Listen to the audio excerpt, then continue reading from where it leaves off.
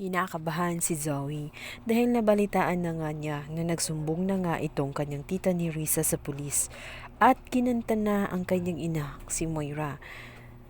Kaya naman, takot na takot siya sapagkat baka malaman na nga nila na siya ang dahilan kung bakit nadisgrasya nga itong si Lolo Pepe.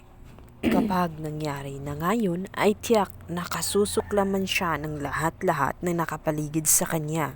Kung saan pa naman ay bigla na lang nag-okay na naman itong magkapatid na si Annalyn at ito ngang si Zoe. Nagtatanong pa naman si Luke kung kailan niya planong sabihin na okay na sila dito sa kanyang dading si RJ. Ngunit dahil sa sobrang busy nga ng kanyang daddy ay hinayaan na muna niya ito.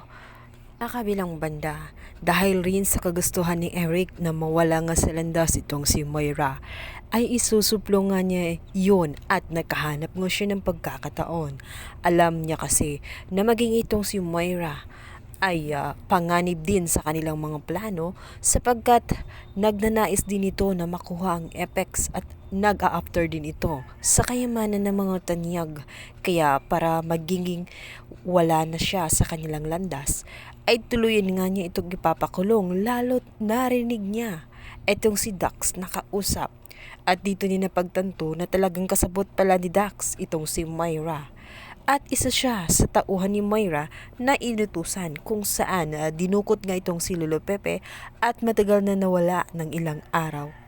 Nag-cross kasi ang landas nitong si Eric at itong si Dax gawa ng nakabangga nitong si Dax itong motor na sinasakyan nitong si Eric.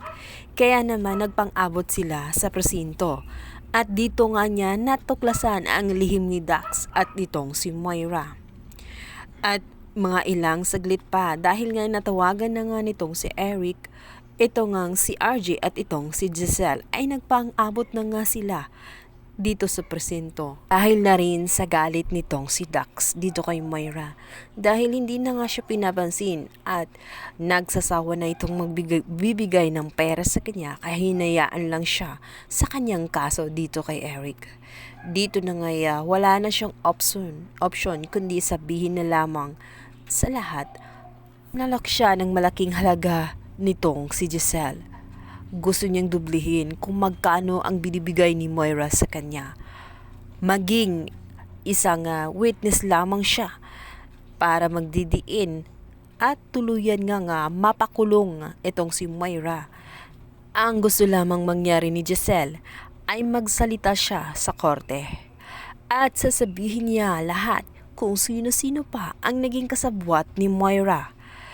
Nang sa ganun, maging mabisa ang kanilang kaso dito kay Moira at tuluyan na nga itong mabulok sa kulungan. At nang mabigyan na nga ng hustisya ang kanilang papa na labis-labis ang pagdurusa sa mga kamay nitong si Moira. Kaya naman inilahad at isinalaysay na nga ni Dax kung ano talaga ang nangyari nung mga panahong nawala nga ang kanilang papa. Maliban lamang sa kung anong nangyari nung kasama na ngang kinuha nitong si Zoe ang matanda at inilayo sa naturang pinagkukutahan nila Moira. Ayaw din niya na idamay itong si Zoe lalo't may lihim siya ng pagtingin dito sa dalaga.